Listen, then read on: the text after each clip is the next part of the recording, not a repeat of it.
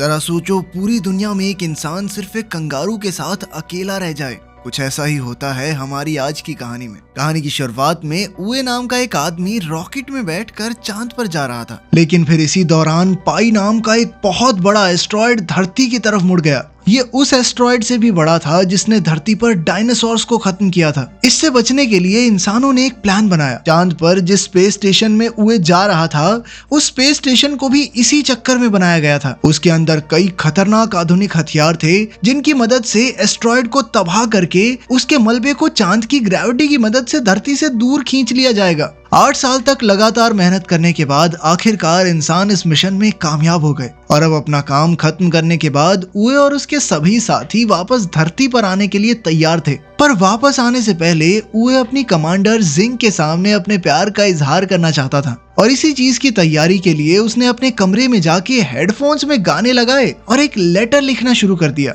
उसी वक्त जू नाम के एक एस्ट्रोनॉट ने घबराते हुए कमांडर जिंग को एक खबर दी। दरअसल ऐन वक्त पर उनके हथियारों में कुछ गड़बड़ी हो गई थी। अगले आधे घंटे में पाई एस्ट्रॉयड का सारा मलबा चांद पर गिरने वाला था। ये खबर मिलते ही कमांडर जिंग ने तुरंत ही स्पेस स्टेशन को खाली करने के ऑर्डर्स दे दिए, जिसके बाद सभी लोग पूरी रफ्तार से अपने अपने रॉकेट्स की तरफ भागने लग गए। लेकिन वहीं यूए अभी भी अपना लव लेटर लिखने में लगा हुआ था और कानों में लगे हेडफोन्स की वजह से उसे कोई वार्निंग अलार्म भी सुनाई नहीं दिया। पर कुछ ही मिनटों के बाद उसकी नजर पहले रॉकेट पर पड़ी, जिसे देखते ही वो पूरी रफ्तार से बेस स्टेशन की तरफ भागा। उस वक्त पर वहां 6 और रॉकेट्स मौजूद थे, जिन्हें देखकर उए को थोड़ी तसल्ली महसूस हुई। पर तभी अचानक से 5 रॉकेट्स एक साथ ही उड़ गए, जिसके बाद उए के पास सिर्फ एक आखिरी रॉकेट बचा था। उसने अपनी टीम के साथ संपर्क करने की कई नाकामयाब कोशिशें की, लेकिन फिर कोई दूसरा चारा न दिखने पर उसने अपने रोवर को पूरी रफ्तार से भगाना शुरू कर दिया। पर तभी उसके रास्ते में एक बहुत बड़ा गड्ढा आया और उसका रोवर सीधा जाकर उस गड्ढे में गिर गया। जब तक वो उस गड्ढे से बाहर आ पाता तब तक आखिरी रॉकेट भी उड़ गया और अब तक तो उस जगह पर एस्ट्रॉयड का मलबा गिरना शुरू हो गया था, जिससे बचने के लिए उए ने एक दूसरे गड्ढे में छुपने का सोचा। पर तभी मलबे का कुछ हिस्सा सीधा आकर उस गड्ढे में गिर गया, जिसके चलते उए थोड़ी देर के लिए बेहोश हो गया। पर जब उसे वापस होश आया तो उसका मानना था कि धरती से उसे ढूंढना ज्यादा मुश्किल नहीं होगा। पर तभी एक बहुत बड़ा एस्ट्रॉयड सीधा जाकर धरती से टकरा गया, जिस वजह से पूरी धरती तबाह हो गई। अगले 6 महीनों तक उए लगातार धरती से संपर्क करने की कोशिश में लगा रहा और अब भी कामयाबी ना मिलने पर उसने अपनी किस्मत को अपना लिया। खुशकिस्मती से उसके पास अपनी बची हुई जिंदगी बिताने के लिए खाना और पानी काफी मौजूद था। सभी शहीद हुए लोगों को श्रद्धांजलि देने के बाद उए ने अपनी सारी मनोकामनाएं पूरी करने का फैसला किया, जिसमें सबसे पहले नंबर पर कमांडर जिंग के कमरे में कुछ समय बिताना था। पर उसे जिंग के कमरे का पासवर्ड पता ही नहीं था और वहीं उसकी दूसरी ख्वाहिश थी चांद की सतह पर सर्फिंग करना। शुरुआत में तो वो बहुत बुरी तरह गिरता पड़ता रहा, पर कई दिनों तक लगातार कोशिश करने के बाद वो सर्फिंग करने में कामयाब हो गया। लेकिन अब भी उसे जिंग के कमरे का पासवर्ड नहीं मिला था और अब तो गुस्से में आकर उसने उस दरवाजे को ही उड़ा दिया, जिसके बाद उसने जिंग की एक तस्वीर के साथ डेट पर जाने का फैसला किया, जिस दौरान उससे गलती से जिंग के चेहरे के ऊपर केचप गिर गया और इसी मौके का फायदा उठाते हुए उसने जिंग की तस्वीर को किस कर लिया। पर वो इस बात से अनजान था कि उस वक्त स्पेस स्टेशन की पूरी टीम उसे अपने नए हेडक्वार्टर्स से देख रही थी और उसकी यह हरकत देखकर सभी लोगों ने अपना मुंह मोड़ लिया। और वहीं दूसरी तरफ जिंग ये देखकर पूरी तरह हैरान थी, पर नेटवर्क बिगड़ने की वजह से उस वक्त वो सिर्फ उए को देख ही सकते थे और क्योंकि उए किसी खतरनाक मुसीबत में नहीं लग रहा था, इसीलिए जिंग ने उए का रेस्क्यू मिशन कैंसिल करने का फैसला किया। पर तभी चेयरमैन यांग ने उन्हें बताया कि सरकार ने अगले 30 दिनों में उए की इस नई जिंदगी को दुनिया भर में दिखाने का फैसला किया। असल में एस्ट्रॉयड के धरती से टकराने के बाद 30% जमीन पानी में डूब चुकी थी, जिसके चलते सभी लोगों की जिंदगी पूरी तरह से बदल गई थी और अब सरकार उए के जरिए लोगों के अंदर एक नई उम्मीद जगाना चाहती थी कि देखो, ये आदमी अकेला फंसा हुआ है फिर भी जिंदगी जी रहा है ना। लेकिन एस्ट्रोनॉट जू उए को इस काम के काबिल नहीं मानता था, जिस पर जिंग ने उसे बताया कि वो लोग उए की आवाज को डब करके दुनिया के सामने लाने वाले हैं ताकि वो अपनी मर्जी से उससे चीजें बुलवा सकें। इसके बाद जिंग ने रेडियो के जरिए दुनिया के सामने उए की एक झूठी कहानी रखी, जिसके मुताबिक उसने एक क्रू मेंबर को बचाने के लिए रॉकेट में अपनी सीट छोड़ दी थी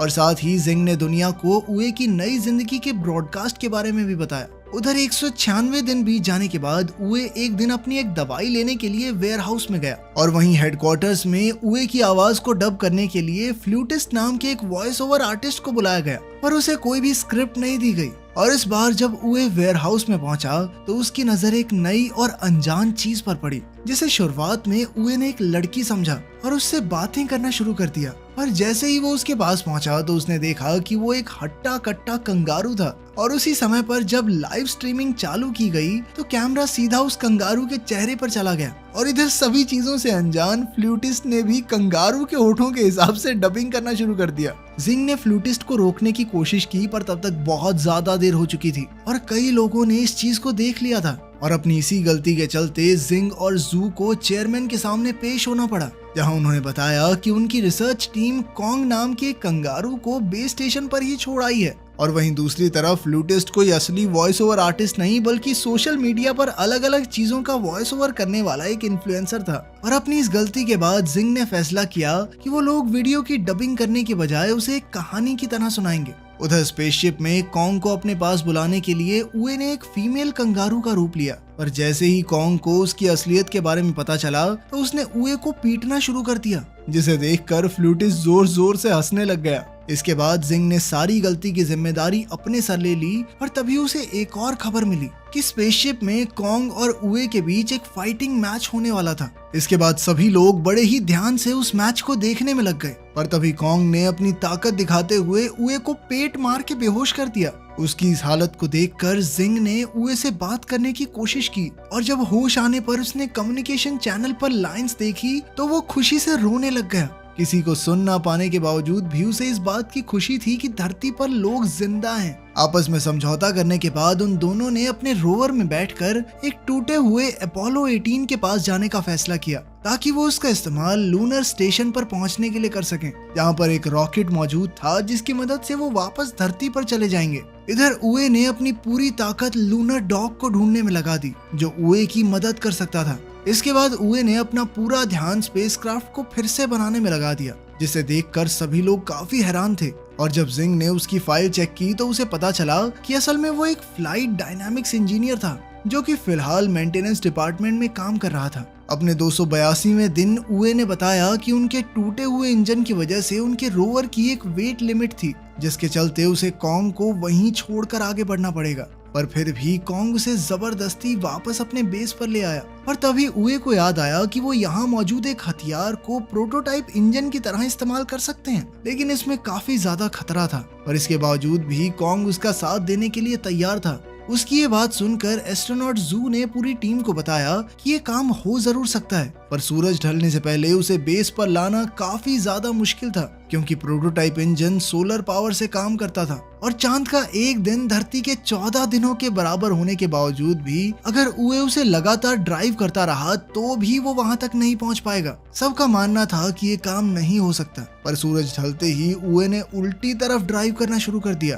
दरअसल वो सूरज की रोशनी से बाहर इसलिए नहीं जा सकता था क्योंकि चांद पर सूरज हटते इतनी ज्यादा ठंड हो जाती है कि वो मारा जाता। और ये देखते ही जिंग समझ गई कि उए लगातार सूरज का पीछा करने वाला है ताकि उसके पास पूरे 41 दिनों का समय हो जाए। पर 28वें दिन ही कॉन्ग और उए पूरी तरह से थक चुके थे और इसीलिए उन दोनों ने एक दूसरे को आपस में रस्सी से बांध लिया था। और कई दिनों तक लगातार ड्राइव करने के बाद वो लोग आखिरकार इंजन तक पहुंच ही गए। वहां पहुंचते ही कॉन्ग ने लगातार एक बटन को दबाना शुरू कर दिया, पर खुशकिस्मती से वो कोई उल जलूल बटन नहीं, बस इंजन चेक बटन था। और उसकी इन्हीं खतरनाक हरकतों की वजह से उए ने उसे काट के अंदर ही बंद कर दिया। इसके बाद वो दोनों वापस अपने बेस के लिए निकल गए, पर रास्ते में कॉन्ग का काट इंजन से अलग हो गया। और जब तक उए को इस चीज का एहसास हुआ तब तक काफी समय बीत चुका था। उए जानता था कि अगर वो कॉन्ग को लेने के लिए वापस गया तो सूरज की रोशनी उसके हाथ से निकल सकती है। उए ने एक बार तो कॉन्ग को वहीं छोड़कर आगे बढ़ने का फैसला किया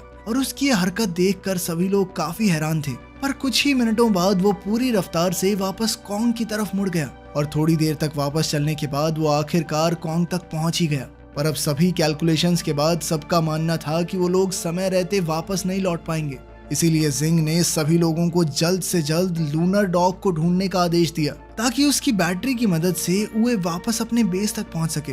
इधर काफी समय से बिना सोए लगातार गाड़ी चलाने की वजह से उए और कॉन्ग दोनों ही काफी ज्यादा थक चुके थे। पर तभी सूरज ढलने की वजह से अब उनके पास सिर्फ 5 घंटे की बैटरी बची थी। पर तभी लूनर डॉग अचानक से एक्टिवेट हो गया, पर पावर सेविंग मोड में होने की वजह से वो उन दोनों को नहीं ढूंढ सकता था। उधर बेस से 55 किलोमीटर दूर बैटरी खत्म होने की वजह से कैबिन पूरी तरह से जम चुका था और मजबूरन उए और कॉन्ग को शिप से बाहर आना पड़ा। उधर एस्ट्रोनॉट जू ने लूनर डॉग का कंट्रोल अपने हाथ में लेकर उसे उए तक पहुंचाने का फैसला किया, पर रास्ते में ही बैटरी खत्म होने की वजह से लूनर डॉग एक बहुत बड़े गड्ढे में गिर गया, जिसे देखकर धरती पर सभी लोग बहुत निराश थे। उधर उए और कॉन्ग तारों को देखते हुए आपस में बातें कर ही रहे थे कि तभी उए एक बार फिर से जिंग की यादों में खो गया। और तभी थोड़ी देर बाद जब उसे होश आया तो उसने देखा कि कॉन्ग एक कांच की रिफ्लेक्शन का पीछा करते हुए इधर उधर भाग रहा था। इससे उए को एक आइडिया आया और उसने कॉन्ग की पीठ पर एक स्लेज बांध दिया, जिसके बाद उसकी सर्फिंग प्रैक्टिस बहुत काम आई। अब वो दोनों बड़ी ही तेजी से आगे बढ़ रहे थे, पर तभी उनके सामने एक बहुत बड़ा गड्ढा आ गया, जिसे पार करने के लिए उए ने बड़ी ही चालाकी से नाइट्रोजन टैंक्स का इस्तेमाल किया। उसकी ये कामयाबी देखकर धरती पर सभी लोग काफी ज्यादा खुश थे और अब उन सभी में एक नई उम्मीद जाग गई थी। दूसरी तरफ अपनी बहादुरी की वजह से उए को धरती पर कई सम्मान मिले, जिन्हें लेने के लिए चेयरमैन खुद जाया करते थे। तभी जिंग ने चेयरमैन को बताया कि आने वाले 3 महीनों में कम्युनिकेशन लाइंस ठीक होने वाली थी, जिसके बाद वो लोग उए से संपर्क कर सकते हैं। धीरे धीरे चीजें वापस से ठीक होने लगी थी, पर कोई ये नहीं जानता था कि पाई एस्ट्रॉइड का एक बहुत बड़ा हिस्सा अभी भी खतरा बनकर उन सभी का इंतजार कर रहा था। उधर उए और कॉन्ग आपस में खेल रहे थे कि तभी कॉन्ग ने गलती से कुछ तारों को छू दिया, जिसके बाद उए को स्क्रीन पर पिछली बार की तरह कुछ सिग्नल्स दिखाई दिए। ये देखकर अब उए को लग रहा था कि शायद धरती पर कोई जिंदा नहीं बचा है और शायद पहले भी कॉन्ग ने इसी तरह तारों से कुछ छेड़खानी कर दी होगी और तब वो सिग्नल आए होंगे। ये देखकर उए काफी ज्यादा उदास हो गया और उधर जिंग ने अपनी पूरी ताकत से कम्युनिकेशन लाइंस ठीक करने का काम शुरू करवा दिया। कुछ दिनों बाद उए ने कॉन्ग के लिए एक महिला कंगारू का खिलौना तैयार किया और खुद सब खत्म करने के लिए शिप से बाहर चला गया। अब उए बहुत हताश हो गया था, इसीलिए जिंग ने पूरी दुनिया को बताया कि असल में उए क्या महसूस कर रहा है और साथ ही उसने सभी लोगों से मदद मांगते हुए कहा कि अपने फोन की फ्लैश लाइट को चांद की तरफ मोड़ दें। उधर उए जहाज से दूर अपना हेलमेट खोलने ही वाला था कि तभी उसकी नजर धरती से आ रही रोशनी पर पड़ी और ये देखते ही वो अपने घुटनों के बल बैठकर रोने लग गया। थोड़ी देर बाद बेस पर वापस जाकर जब उए ने कम्युनिकेशन बटन ऑन किया तो वो आखिरकार अपने सभी साथियों को सुन पा रहा था, जिन्होंने उसे धरती पर चल रही उसकी लाइव स्ट्रीमिंग के बारे में बताया। पर इसके बावजूद उए कुछ बोल नहीं रहा था, इसीलिए सभी लोगों ने जिंग को उसके सामने खड़ा कर दिया, जिसके हेलो बोलते ही वो काफी खुश हो गया। अगले कुछ दिनों तक सभी इंजीनियर्स ने उए को उसका स्पेसक्राफ्ट सही करने में मदद की, लेकिन खुश तो सिर्फ वो जिंग को देखने के बाद ही होता था। और आखिरकार स्पेसक्राफ्ट तैयार होने के बाद एक रात उए को जिंग से अकेले बात करने का मौका मिल गया, जिस दौरान उसने उए को बताया कि उसने मेंटेनेंस डिपार्टमेंट सिर्फ और सिर्फ उसी की वजह से ज्वाइन किया था। असल में उए पहले इस डिपार्टमेंट में काम करने के लिए तैयार नहीं था, पर तभी उसकी नजर पास से गुजर रही जिंग पर पड़ी और जिंग को देखते ही उसे प्यार हो गया। अब उसने सोच लिया था कि भाई चांद पे तो मैं जाके रहूंगा, इस बंदी के साथ रहना है तो रहना है। जिसके बाद वो मेंटेनेंस डिपार्टमेंट में छोटा सा काम करने को भी तैयार हो गया। उसकी ये बात सुनकर जिंग ने भी उसे बताया कि उस दिन रॉकेट में बैठते वक्त उसने उए को भागते हुए देख लिया था, पर अफसोस वो उस वक्त उसका इंतजार नहीं कर सकती थी। उनकी इस बातचीत की वजह से किसी का भी ध्यान धरती की तरफ बढ़ रहे एस्ट्रॉइड के ऊपर नहीं गया। अगले दिन कॉन्ग और उए अपने घर वापस आने के लिए पूरी तरह तैयार थे और अपनी टीम की मदद से उन्होंने आखिरकार स्पेसक्राफ्ट को सही सलामत लॉन्च भी कर लिया, जिसे देखकर सभी लोग काफी ज्यादा खुश थे, क्योंकि उए और कॉन्ग चांद पर 923 दिन बिताने के बाद आखिरकार स्पेस स्टेशन में पहुंच गए थे। पर तभी जू ने एक अर्जेंट मीटिंग बुलाकर सभी को पाई के उस बड़े हिस्से के बारे में बताया जो तेजी से उनकी तरफ बढ़ रहा था। और वहीं चेयरमैन का मानना था कि सिर्फ एक ही आदमी उन्हें इस खतरे से बचा सकता है, क्योंकि उसके जहाज का इंजन अपने आप में एक हथियार था। वो आदमी कोई और नहीं बल्कि उए ही था। ये सुनते ही जिंग ने कंट्रोल रूम में जाकर लाइव स्ट्रीमिंग को बंद कर दिया, जिसकी वजह से सभी लोग काफी हैरान थे।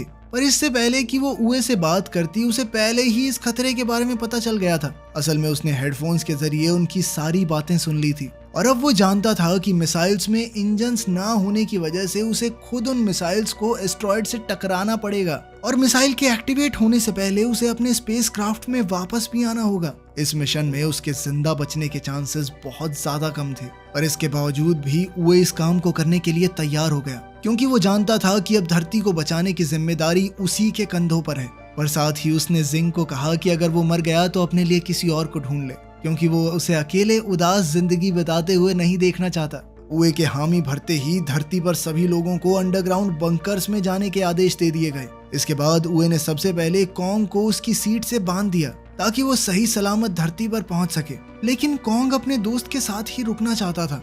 दोनों के अलग होते ही उए का सामना कई सारे पत्थरों से हुआ और उन्हीं में से एक पत्थर से टकराने के बाद उसका स्पेसक्राफ्ट गोल गोल घूमने लग गया, जिसे रोकने के लिए उए ने अपने कंपार्टमेंट को क्राफ्ट से अलग कर दिया। जिसके बाद मिसाइल्स तो एकदम ठीक थी, पर अब उनका इंजन अलग हो चुका था। तभी जिंग ने उसे बताया कि पाई का वो हिस्सा उसके करीब से होकर गुजरने वाला था और वो किसी भी हाल में उए की बलि नहीं चढ़ाना चाहती। पर यह बात सुनते ही उए ने उसे बताया कि उसे अभी सिर्फ धरती को बचाने के बारे में सोचना चाहिए, और साथ ही उए ने अपने जहाज को एस्ट्रॉयड की तरफ मोड़कर लाइव स्ट्रीम को शुरू करने को कहा।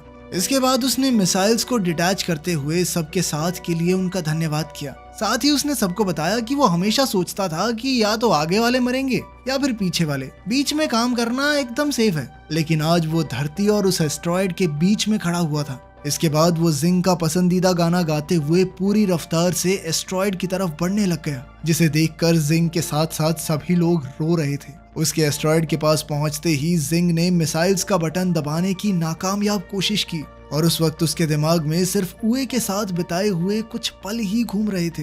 पर तभी उए ने उसे उसकी जिम्मेदारी याद दिलाते हुए बटन को दबाने को कहा, जिसके कुछ ही सेकंड बाद एक बहुत बड़ा धमाका हुआ और वो एस्ट्रॉयड छोटे छोटे टुकड़ों में बिखर गया। वो छोटे छोटे टुकड़े धरती से टकराते हुए तारों की तरह लग रहे थे, जिन्हें लाखों लोगों के साथ साथ कॉन्ग भी देख सकता था। तभी भीड़ में मौजूद एक लड़के ने अपनी छोटी बहन को बताया कि आज वो लोग अपने घर सिर्फ मून मैन की वजह से जा पाएंगे। अगले 10 सालों में सभी की मेहनत की वजह से धरती वापस सही हो चुकी थी। और तभी स्पेस प्रोग्राम की नई चेयरमैन लैसी ने सभी को बताया कि अब इंसान एक बार फिर से चांद पर जाने वाले हैं, और उधर जिंग भी एक बार फिर चांद पर जाने के लिए तैयार थी, जहां पहुंचते ही उसे उए के चांद पर बिताए हुए पल दिखाई दे रहे थे, जिन्हें देखते हुए उसकी आंखों में खुशी के आंसू थे। इसके बाद अपनी एक साथी के साथ धरती को देखते हुए उसने बताया कि 10 साल पहले फटे एस्ट्रॉयड का मलबा आज धरती के चारों तरफ एक रिंग की तरह घूम रहा था, जो उन्हें हमेशा हमेशा मून मैन की याद दिलाता रहेगा।